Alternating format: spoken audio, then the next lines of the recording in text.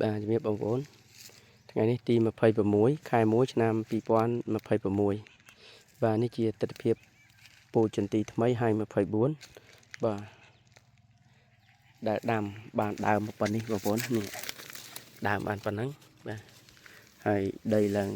ធ្វើស្ងួតចាស់ហើយខែនេះខែប្រាំងហើយឃើញថាវាកាន់ក្តាប់បានច្រើនប្រកែផ្លែណាបងប្អូនពូជនេះបាទ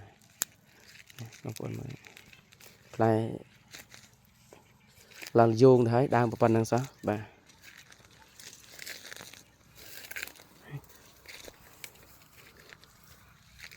បាទអញ្ចឹងបើចង់ឲ្យពូជនេះបានផ្លែកាន់តែច្រើនគឺឧស្សាហ៍កាត់ប្របែកចុងមែកវាបាទឲ្យមែកវាបែកបានច្រើនមែកកាន់តែច្រើនផ្លែកាន់តែច្រើនបាទនៅពេលដែលដើមវាកាន់តែធំឬវាកាន់តែខ្លាំងទៅក៏លទ្ធភាពនៃការកាន់ផ្លែវាក៏កាន់តែខ្លាំងតាមនឹងដែរជាក់ស្ដែងដើមប៉ុណ្ណឹងសោះបងប្អូនមើលបាទហើយដាំនេះគឺដាំដីវាលมันមានដលងมันមានអីទេនេះបងប្អូនមកក្តាប់បាទនេះលោតក្តាប់ល្អណាស់បាទឡើងស្រស់ញឹមក្តាប់នេះបងប្អូនបកកាយកាន់ក្តាប់ណាបាទនេះមើលលោតក្តាប់មកមិនចេះតិចបាទគ្រប់ចកោមលោតមកទាំងអស់នេះសិតតែលោតក្តាប់មកបងប្អូនណាបាទអញ្ចឹងពូជហែង24នេះគឺងាយណាបាទងាយកាន់ផ្លែណាបាទ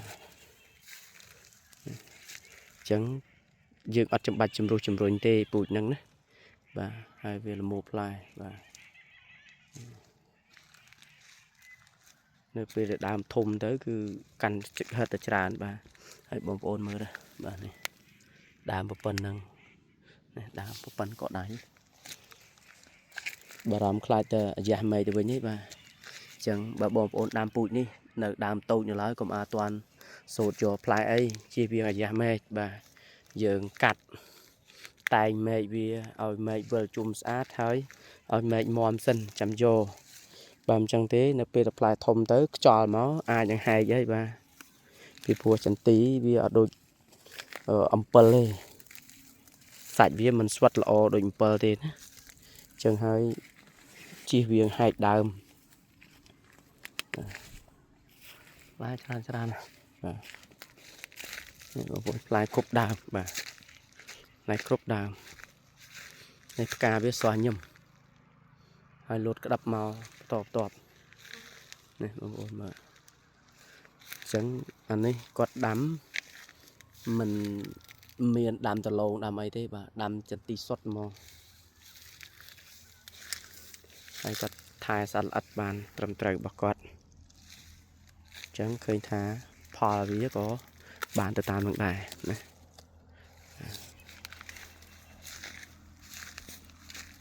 ដីវាអញ្ចឹងទូចប៉ុណ្ណេះក៏ក្តាប់មកដែរបាទអត់មានចោលដើមនេះបងប្អូនអត់មានចោលដើមផ្លែបន្តរហូតបាទ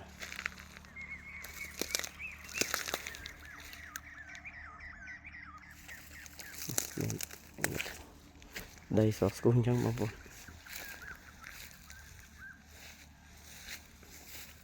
ដើមណាក៏ផ្លែដែរ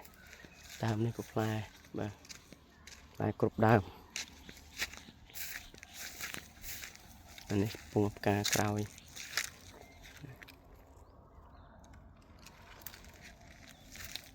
នេះកាន់ផ្លែ